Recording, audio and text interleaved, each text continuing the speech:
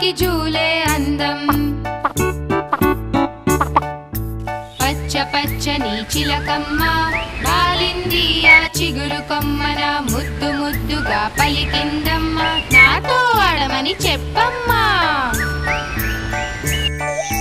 తెల్లని రెక్కల పావురం చేసెను పిచ్చుకతో స్నేహం, కాకిని కూడా కలుపుకుందా, మరి గద్దంటే అందరికీ భయం.